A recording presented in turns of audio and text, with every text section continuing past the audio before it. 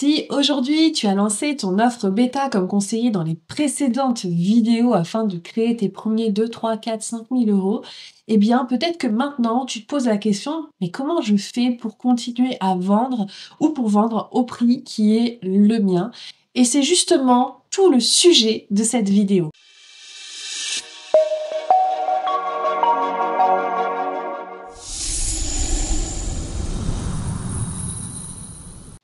Dans les précédentes vidéos, nous avons vu un ensemble de choses afin de poser les bases, les jalons de ton entreprise.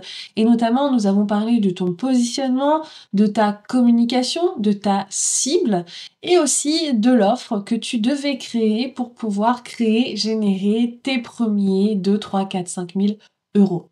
Et cette offre, c'était notamment un programme de transformation pour que tu arrêtes de vendre des séances à la demande.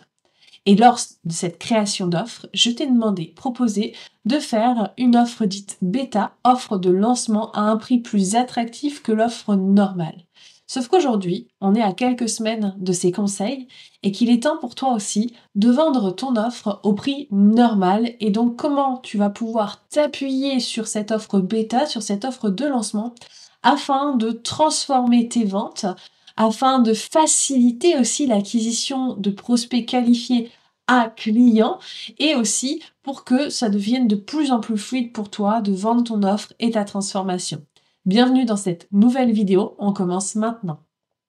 Déjà et avant toute chose, on va se baser sur deux cas de figure. Le premier cas de figure qu'on va explorer, c'est le cas de figure où tu n'as pas réussi à vendre ton offre bêta. On va faire le point sur comment tu vas pouvoir relancer la vente de cette offre, les raisons peut-être pour lesquelles ça n'a pas fonctionné, afin que tu puisses quand même avoir un retour et un feedback, et passer ensuite à la deuxième partie qui s'adressera aux personnes qui, elles, ont réussi à vendre leur offre bêta, ont déjà commencé à avoir des retours et se demandent comment pouvoir continuer dans cette belle lancée qu'elles ont commencée.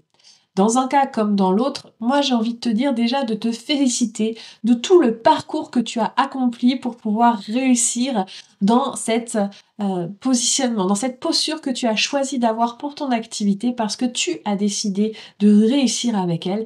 Et ça déjà, c'est la base des meilleurs des succès. Dans le cas de figure, du coup, où tu n'as pas réussi à vendre ton offre bêta, il va falloir poser une évaluation afin d'identifier les raisons pour lesquelles tu n'as pas réussi à vendre et de poser des nouvelles actions qui, elles, vont commencer à fonctionner. Souvent, ce qui va se passer, c'est que ton mental va te donner plein d'excuses qui vont pas être forcément le reflet de la réalité parce que ton mental est complètement subjectif. Et donc, on va se baser sur des données plutôt objectives avec des questions que je vais te poser afin que tu puisses vraiment poser le doigt sur là où le bas blesse. Et du coup, les excuses que ton mental pourrait te donner, c'est que ce n'était pas la bonne période, t'étais pas au meilleur de ta forme, c'était peut-être pas les bonnes personnes à qui tu t'es adressé. Et puis ça, on va peut-être revenir dessus d'ailleurs sur ce sujet-là parce que parfois c'est vrai. Mais ce que je veux dire, c'est que tout ça, toutes ces pensées qui sont venues justifier le résultat que tu as pu obtenir, eh bien, ce sont surtout des croyances limitantes, des blocages conscients et inconscients que tu peux aussi travailler en amont de cette vidéo, puisque là, on va pas travailler sur les croyances limitantes, mais davantage sur les actions et la posture à mettre en place. Mais sache que déjà, toutes les réponses que tu peux avoir spontanément sur pourquoi ça n'a pas fonctionné, cela peut être effectivement des croyances qui vont te limiter dans tes résultats. Un mental qui a cherché à te protéger et de quoi, c'est peut-être la question à te poser. Et on va aller tout de suite dans le vif du sujet.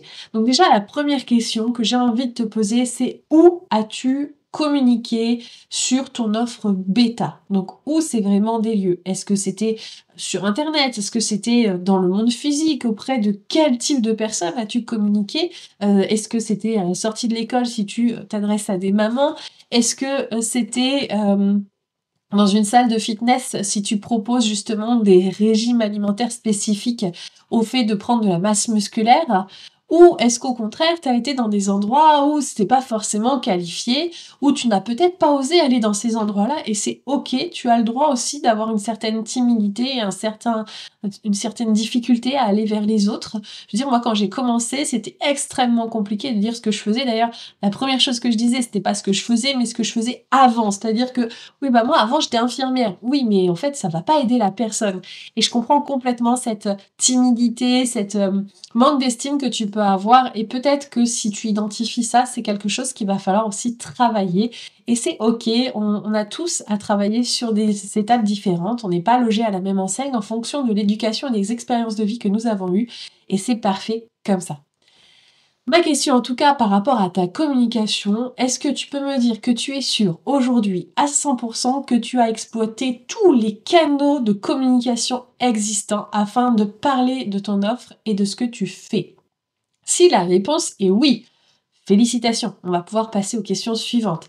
Si la réponse est non, alors pose-toi la nouvelle question qui est quels sont les canaux que j'ai oubliés, que je n'ai pas fait pour X et Y raisons et comment je peux faire du coup pour pouvoir aller sur ces canaux, en parler. Vraiment, je te laisse le temps de réfléchir, de mettre la vidéo sur pause si c'est nécessaire et requis et fais-toi plaisir. La deuxième question, que tu aies répondu oui ou non à la précédente, c'est as-tu vraiment fait tout ce qu'il fallait pour te montrer, pour parler de tes offres? Donc ça va vraiment en soi ensemble, mais je la repose aussi sous cette forme-là. Est-ce que tu as vraiment tout fait? Est-ce que tu t'es donné à 2000%? Est-ce que voilà, tout y était? Et si la réponse est non, encore une fois, qu'est-ce qui manquait pour être à 100%? Quelles sont les actions auxquelles tu as pensé que tu n'as pas faites pour X et Y raison et que tu pourrais mettre en place? Une autre question pour toi, c'est est-ce que tu as osé répéter encore une fois, encore une fois, encore une fois, ta communication, le fait que tu es en train de vendre quelque chose sur tes différents canaux de communication? Et on peut répéter les choses sous une forme différente afin que tout le monde peut l'avoir. Il faut savoir que, d'après une étude américaine dont j'ai complètement oublié le nom au moment de tourner cette vidéo, il faut quand même être en contact. Alors, à cette époque-là, c'était 6 fois en relation avant que quelqu'un, donc 6 fois en relation avec ton offre, avant que quelqu'un achète. Et aujourd'hui, on a un peu augmenté à 8 voire 10 fois, donc et souvent, en fait, ce qui se passe, c'est que les personnes, elles baissent les bras au bout de la 5e fois, alors qu'il leur faudrait peut-être qu'une fois de plus pour pouvoir faire la vente qu'ils espèrent. C'est pourquoi c'est vraiment important de répéter, notamment sur les réseaux sociaux, parce que sur les réseaux sociaux, eh bien, tu subis un algorithme, et dans cet algorithme, ce qui va se passer, c'est que des fois, ton message, il va pas être vu par ton audience, et donc, le fait de le répéter, tu as plus de chances que ton audience puisse voir justement ce que tu es en train de proposer, quelle est l'offre que tu es en train de faire. Et c'est la raison pour laquelle il faut oser, en fait, oser saouler son audience, parce que c'est souvent la pensée sous-jacente de pas le faire, c'est non mais je vais saouler mon audience, ça va les saouler et tout. Mais non, tu les saoules pas, t'es pas une influenceuse ou un influenceur, t'es là pour vendre tes offres et c'est ok en fait que sur ta page, sur tes pages, tu puisses parler de ton offre aussi souvent que tu le souhaites, tout en apportant évidemment des contenus qualitatifs à côté et ne pas être tout le temps dans la vente. Faut savoir doser tout ça. Mon autre question pour toi, c'est est-ce que tu as pensé à la solution de proposer un questionnaire?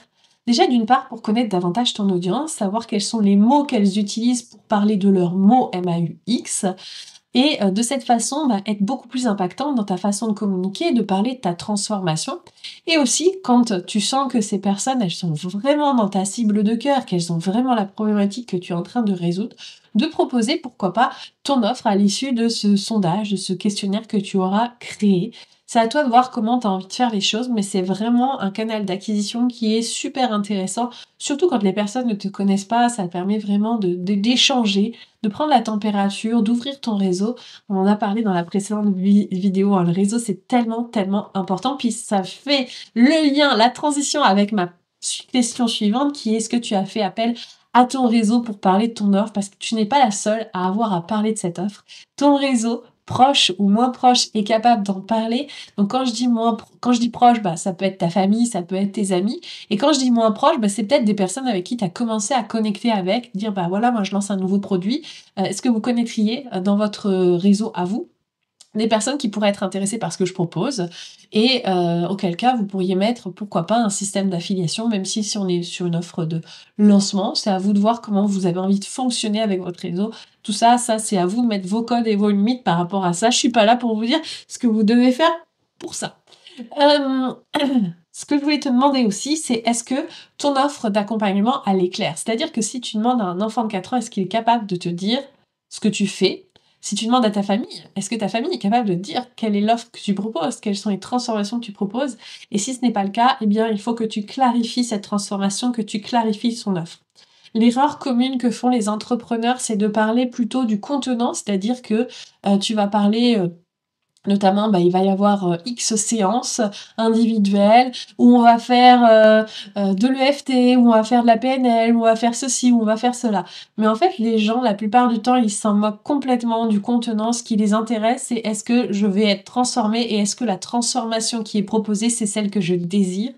Et est-ce que je suis capable de le faire? Si tu réponds à ces questions, les personnes seront beaucoup plus favorables à l'achat.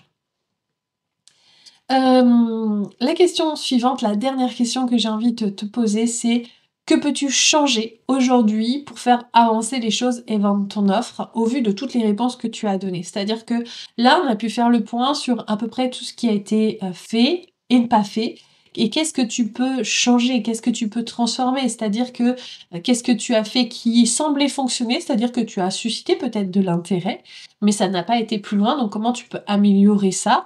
Et qu'est-ce que tu dois arrêter qui n'a pas du tout fonctionné, mais pas, «Je l'ai fait qu'une fois, ça n'a pas fonctionné», ça n'a pas de sens. Mais je l'ai fait plusieurs fois, ça n'a pas fonctionné, j'ai pas eu de retour, j'ai eu aucun retour, mais vraiment aucun retour, parce que des fois le mental il dit: «Ouais, il y a personne», mais en fait, tu as eu peut-être quelques touches.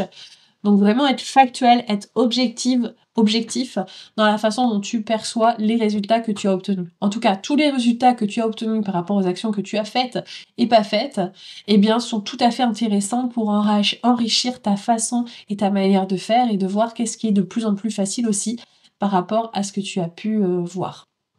Donc là, on a fait la première partie. Si ton plan d'action, si ton offre d'état plutôt, n'a pas fonctionné et si tu n'as pas réussi à la vendre, là tu as plein de ressources autour de ces questions qui vont te permettre de passer à l'action et de reprendre la vente. Je rappelle qu'idéalement, il serait bien que tu aies entre 3 et 5 personnes bêta-test afin d'avoir un vrai retour, de voir à peu près les contours de ce que tu peux à changer, hein, ce qu'on va voir juste après. Mais ça va vraiment te permettre d'avoir, une richesse de retours pour, améliorer toujours plus ce que tu peux proposer. Maintenant, on entre dans le cadre de la deuxième partie, c'est-à-dire que dans cette partie, je considère que tu as réussi à vendre ton offre bêta. Tu as réussi à la vendre à un nombre de personnes satisfaisant pour toi. Ça peut être 3, ça peut être 5 et ça peut être moins de personnes ou plus de personnes. Mais en tout cas, tu as réussi à faire des ventes et tu as commencé aussi, l'accompagnement qui est le tien. Donc l'idée ici, si tu as commencé, cet accompagnement, que tu l'aies fini ou que tu ne l'aies pas fini, c'est de commencer déjà à évaluer ce qui s'est fait. C'est-à-dire de prendre le temps d'évaluer quelles sont les transformations que jusqu'ici tu as réussi, tu as permises avec les personnes. Est-ce que ces transformations, elles ont été possibles parce que la personne elle était complètement investie ou même en étant désinvestie, elle a réussi à les avoir? Enfin vraiment l'idée c'est vraiment de voir, comme si tu regardais un film, d'être très objective pour pouvoir prendre la température de ce qui est. Et ces transformations, elles vont te permettre vraiment aussi, de pouvoir en parler par la suite sur tes réseaux. C'est important aussi d'évaluer, tes clients, leur niveau d'engagement. Est-ce qu'au début, ils étaient très engagés, puis par la suite, ils se sont désengagés? Est-ce que c'est une cause extérieure à ton accompagnement ou est-ce que c'est une cause intérieure? Qu'est-ce que tu peux faire, mettre en place pour éviter ce désengagement s'il y en a eu?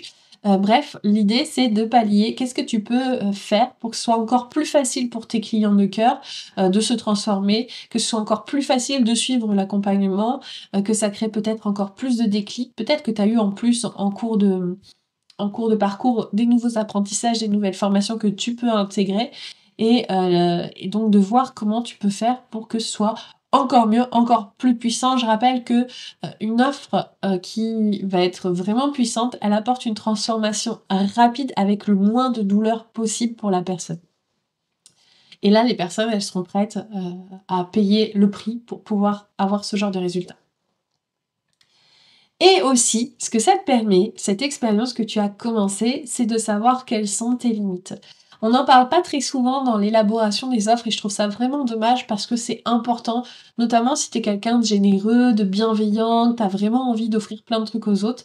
Sauf que ce qui se passe, c'est que tu vas offrir, tu vas sortir du cadre de la transformation qui est celle que tu proposes initialement.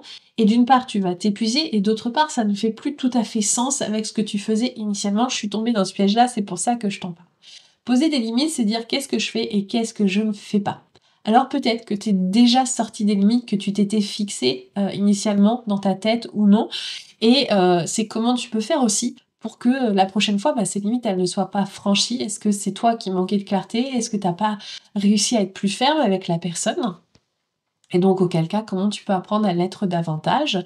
Est-ce que peut-être ce serait pas intéressant que dès la page de vente ou la signature du contrat de coaching, si tu es dans le coaching, tu aies justement une clause qui dit bah non, mais moi je fais ça. C'est-à-dire que, par exemple, si tu proposes un programme d'accompagnement pour communiquer sur les réseaux sociaux, eh bien, ce qui va se passer, c'est que il y a des personnes qui vont vouloir des retours sur leurs posts, qui vont vouloir presque que tu leur fasses leur titre, que tu leur fasses leur contenu, que tu leur fasses leur visuel, ou encore que tu fasses carrément toute leur com. Et c'est pas ce que tu proposais toi, ce que tu voulais proposer, c'est que les personnes elles soient autonomes sur les réseaux sociaux. Donc faire 1-2 retours, ok, mais faire tous les retours, c'est pas possible, c'est pas viable. Surtout si tu prévois d'avoir énormément de monde sur la plateforme, ça va pas être possible. Donc qu'est-ce que tu peux faire pour que tu ne t'épuises pas à aller voir les réseaux sociaux des uns et des autres, ou que la communication, si tu es sur un canal type WhatsApp ou que Telegram, ne soit pas polluée par tous les posts des uns et des autres, et que tu passes ton temps à faire des retours là-dessus, et peut-être que tu peux faire, je sais pas, un live par mois sur ce sujet-là, et puis tu prends 2-3 posts au hasard. De toute façon, le retour que tu feras aux uns sera bénéfique pour les autres. C'est à toi de voir. Mais l'idée vraiment, c'est de voir où tu poses tes limites, pourquoi tu les poses, comment tu les poses, pour que en face, l'autre ne soit pas surpris et que toi, tu ne t'épuises pas. L'idée, c'est pas que tu fasses un burn-out dans ton entreprise, c'est vraiment que tu te sentes à ta place dans ton entreprise. Donc les limites, c'est vraiment fondamental, c'est quelque chose qui est important de voir dès aujourd'hui pour que lorsque tu seras lancé et que tu aies davantage de clientes et de clients, eh bien tu n'aies pas ce problème à gérer et que tu l'aies déjà anticipé. Si toutefois ça arrive, tu peux aussi poser tes limites à n'importe quel moment, simplement maintenant c'est plus facile que après. Donc ça, c'est vraiment l'évaluation de ce que tu as pu faire. Suite à cette évaluation, il va falloir que tu te poses la question, qu'est-ce que je garde? Qu'est-ce qui fonctionne? Qu'est-ce qui a de l'intérêt? Qu'est-ce que, au contraire, je change? C'est-à-dire que tu avais proposé une certaine façon de faire et puis tu dis, faudrait peut-être que je le fasse plutôt de cette manière-là. Ou qu'est-ce que tu arrêtes? C'est-à-dire que tu te rends compte que ça n'a aucun intérêt, ça n'apporte pas de transformation aux personnes. Peut-être éventuellement le mettre en bonus, mais c'est pas le cœur de la transformation que tu permets et tu préfères mettre autre chose ou ne rien mettre d'ailleurs parce que c'est peut-être pas pertinent. Ça, c'est encore à toi de regarder par rapport à ça et c'est le moment de le faire. Ensuite, ça va être important de recueillir des témoignages de tes clients tests, même si la transformation est encore en cours. Donc pour ça, c'est de toute façon, ils ont signé pour être des bêta-testeurs, ils ont signé pour pouvoir te faire des retours, donc c'est important que tu puisses les avoir. D'une part, des retours constructifs afin que tu puisses améliorer les choses, parce qu'il y a peut-être des choses qui sont dans tes angles morts. Et d'autre part aussi, pour que tu puisses afficher sur des réseaux sociaux des témoignages, des transformations qu'ils peuvent avoir.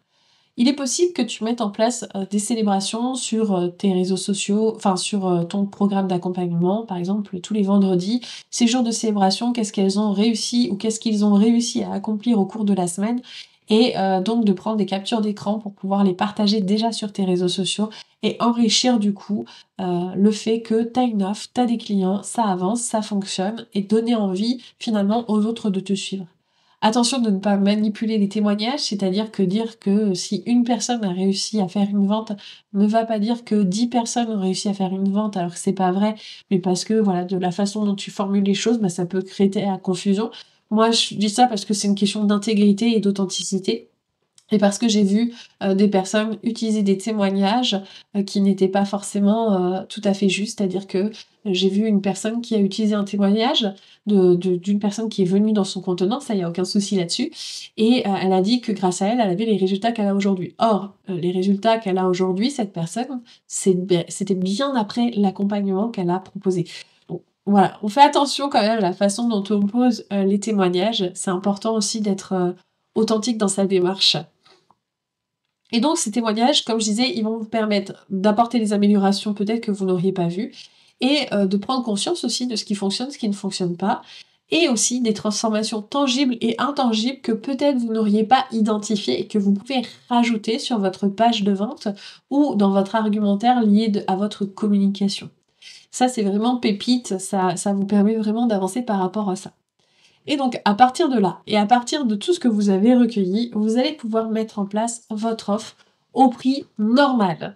Vous allez pouvoir faire un lancement si vous le décidez, par exemple, ça peut être un lancement ou vous proposez une masterclass pour proposer un petit peu votre offre par la suite, ou vous décidez de faire un aimant à client, et on en parlera la semaine prochaine, ça tombe bien, pour que vous puissiez encore une fois parler de votre offre, communiquer sur votre offre, ou vous pouvez tout simplement continuer à communiquer sur vos réseaux sociaux, soit autour de publications, de vidéos, ou autour de vos stories si vous êtes sur un contexte story sur vos réseaux.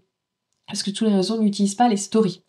Voilà, il me semble que j'ai tout dit, mais il est temps d'avancer et de proposer votre offre au prix parce que de toute façon, avec les témoignages que vous avez recueillis, en principe, vous allez plus avoir beaucoup plus de légitimité.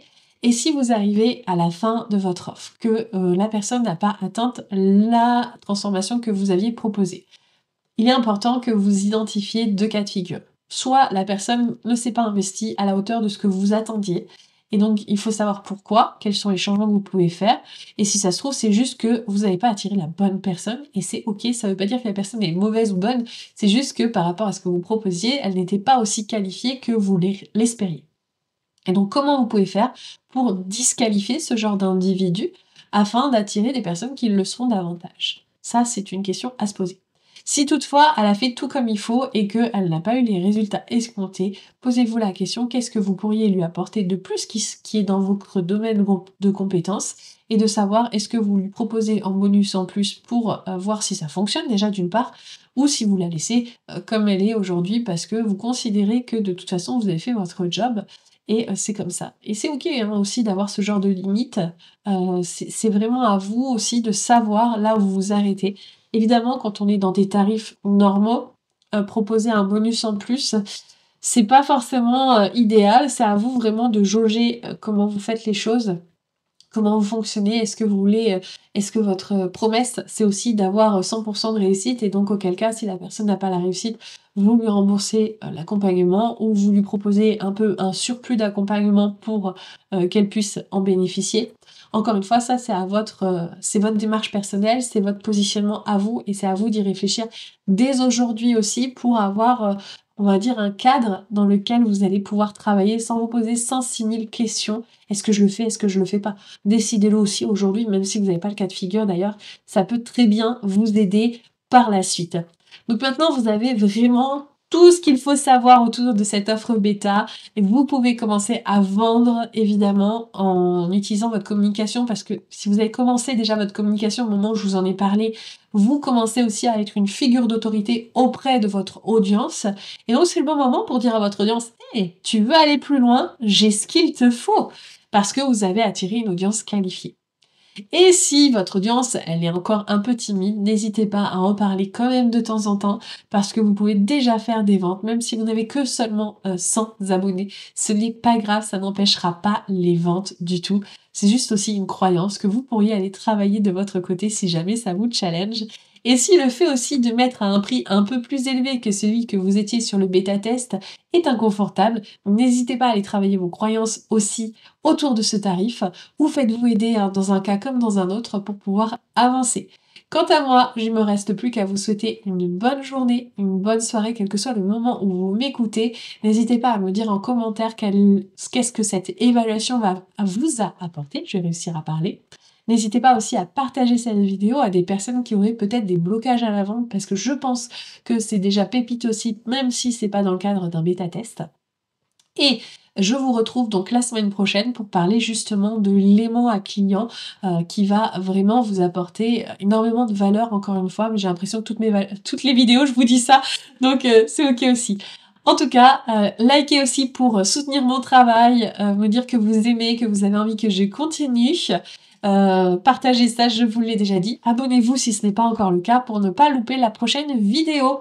À très bientôt! Oui, c'est déjà la fin, moi aussi j'étais pas prête, mais bon, sache que si tu as aimé mon humour, tu peux toujours t'abonner dès à présent et me retrouver pour des conseils business, spiritualité et tout ce que tu pourras trouver qui me passionne et me fascine.